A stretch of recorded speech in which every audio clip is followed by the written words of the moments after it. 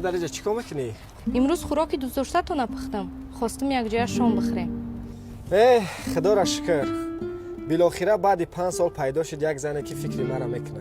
ها 5 سال پیش او زن کی بود که فکر شما را میکرد؟ مادرم. شاید من جای خالگی مادرتون پر کرده نتونم. نه که تا وقتی که هستم مثل یک کودک نگاه بینتون میکنم. بیاین که خوراک خنک شید. جونمی کنارمی موندنی من به تو بد وابستم وقتی از همه خستم تو شونمی جونمی کنارمی موندنی من به تو بد وابستم وقتی از همه خستم